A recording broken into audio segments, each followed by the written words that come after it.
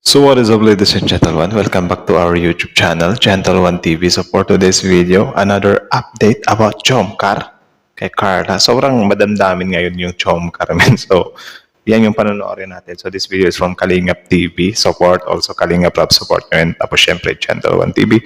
Don't forget to like, comment, share, subscribe. So ladies and gentlemen, without further ado, let's watch this video together. The title of this video, Kuya, the title of this video, kaya naman pala, alam na ni Kuya Chomar ang gusto ni Carla. Kalingap Rap latest vlog today. So viral siya, 65,000 views. So yan yung panonoorin natin. So again, ladies and gentlemen, without further ado, let's watch this video together. Again, the title of this video, kaya naman pala, alam na ni Kuya Chomar ang gusto ni Carla. Kalingap Rap latest vlog today. So ano kaya yan, men? Well, lately kasi, parang naano tayo ba na kawawa naman yung pinagdaanan ni Carla, no? Kaya di ko talaga mapigilan na makiusyoso dito kasi wala lang. Gusto ko lang makita kung meron na bang changes, ano? So again, Kalingap TV, Gentle One TV, Kalingap Rap start. Sobrang nagtampo. Alam na pala ni Kuya Jomar ang gusto ni Carla. Again. Kaya pala sobrang nagtampo. Alam na pala ni Kuya Jomar ang gusto ni Carla. Isang mapagpalang What is araw it? sa inyong lahat mga kalingap, sanay hindi nyo po makalimutan na mag-like sa video na ito. Like the video. Mga kalingap, at paunawa tapusin muna ang kabuuhan ng video na ito mga kalingap at para malaman ang nilalaman nito. Watch At till maraming end. salamat po mga kalingap sa pagpatuloy na pagsuporta lalo na kay Kuya Val Santos Matubang at Kalingap Rab. Of course, the father and son of Kalingap. Don't forget to support them too. Like, comment, share, subscribe. Kaya naman pala alam na ni Kuya Jomar ang lahat at gusto ni Carla. Kaya pala grabe na lang kung nakapagtampo ito. Pero bago yun mga kalingap ay atin munang pag-usapan mga kalingap ang patungkol sa dalawang tambalan ng jump car mga kalingap at ang mga suggestion ng mga taga-subaybay ng jump car mga kalingap. Sabi ng Okay. ilang taga-subaybay na hayaan muna ni Kuya Jomar si Carla sa ngayon mga kalingap dahil naguguluhan pa ng gusto si Carla ngayon mga kalingap. Well, subjective siya. Kung ano naman, let Carla decide. Kung sasabihin ni Carla na huwag ka muna magpakita sa akin, Jomar, then yun yung gagawin ni Kuya Jomar. Pero kung wala namang sinabi si Carla, mas maigi na nandyan si Kuya Jomar to assist her to give her advice. Tama ba? Diba? So, mas maiging nandyan din si Kuya Jomar, ano. So, yun lang naman. Kasi, yung sitwasyon naman ni Carla ngayon, hindi naman yung sitwasyon na, hindi, depende din. Parang ang kailangan kasi ni Carla ngayon, men, is yung support ng mga mahal niya sa buhay. Diba?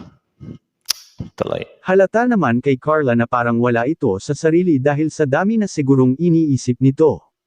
At kung Sobrang lumbay makapaghintay nga naman eh. si Kuya Jomar ay bakit naman hindi gagawin niya ito basta ang mahalaga ay patuloy nitong gagabayan si Carla at hahatid sundo upang matitiyak anya nito si Carla na ligtas lang ito mga kalingap. Yun, yan yung ibig kong sabihin na mas maiging nandyan pa rin yung presence ni Kuya Jomar. Diba? Para naman mas madali mag-heal si Carla. May punto rin naman ito mga kalingap dahil kung totoong mahal mo ang isang tao ay handang-handa kang makakaintindi at umunawa sa kung ano ang problema sa isa't isa mga kalingap. Tama. At nakapagsabi rin ang karamihan na mas marami pa anya ang karapat-dapat para kay Kuya Jomar kaysa kay Carla mga kalingap. Maaring Bakit naman humantong sa ganyan? Wala naman. I think it's a bumper lang naman siya. No? Parang lubak lang sa relasyon ng Jomcar. Mawawala din yan. Diba? Magiging okay din yan. I mean. marami talagang pwedeng magkakagusto kay Kuya Jomar mga kalingap at lalo na si Kuya Jomar ay may pera na ito at isa na rin itong vlogger ngayon.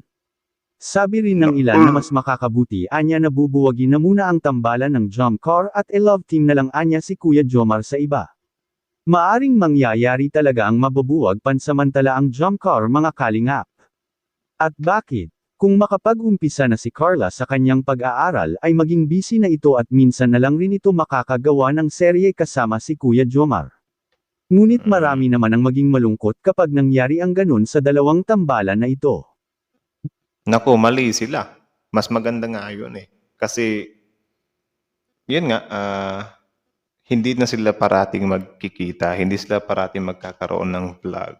Eh di, syempre, every episode nila, sobrang ano nun, sobrang nakakapanabik. 'Di ba? Sinasabi ko sa inyo, may rason lahat. God pa. Dahil nasasanay na ang taga-subaybay ng Jomcar sa dalawa at ang gusto lang nila ay si Kuya Jomar lang at Carla ang magkakaligawan sa totoong buhay nito mga kalingap. Humihingi naman ng tawad si Bibi Carla kay Kuya Jomar sa nagawa nito kamakailan at dapat na maging matatag na lang si Papa Joms mga kalingap at maghintay sa tamang pagkakataon. Iyon. Kitang-kita naman sa mga mata ni Carla na mahal talaga nito si Kuya Jomar. Maaring masyadong natatag San ba? San ba? Oo nga, mahal niya nga. galan si Kuya Jomar sa nalaman nito kay Carla na saka lang ito papasok sa isang relasyong kung nakapagtapos na siya sa kanyang pag-aaral. Marami ngayon habang nag-aaral mga kalingap ay pumasok naman sila sa isang relasyon at ginawa lang nila itong pampusigla at inspirasyon sa buhay mga kalingap. 'Di ba? Yun naman talaga eh. Actually, kapag nasa teenage life ka na, though hindi natin sinasuggest na huwag talagang pumasok sa pagjowa-jowa yung mga minor. Pero yun, may kanya-kanya naman kasi silang pag-iisip eh. 'Di ba? Di talaga natin maiwasan high school. Wala na, meron ng mga jowa. Kung pipigilan man natin yan, mas lalong magre-rebelde yan eh. So, ang sa atin na lang talaga nito, i-advise na lang talaga natin sila na yun, may mga consequences lahat ng mga papasukin nila. 'Di ba? Siyempre, kapag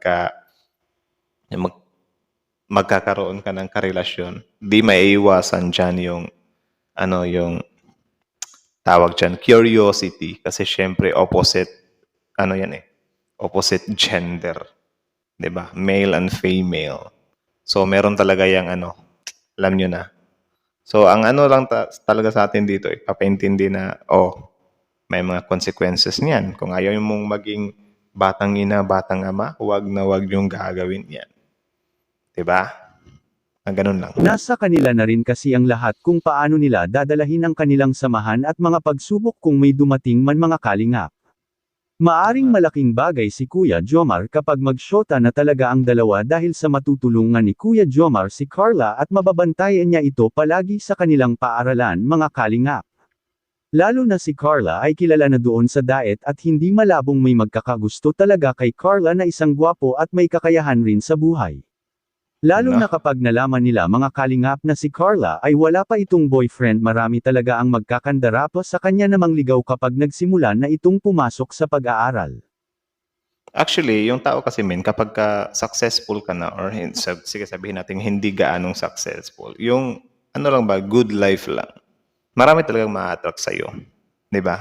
Kaya nga kung broke ka na tao, huwag kang malungkot or huwag kang mag-self-pity na kaya walang nagkakagusto sa akin kasi wala, pulubi lang ako. Di magsikap ka. 'Di ba?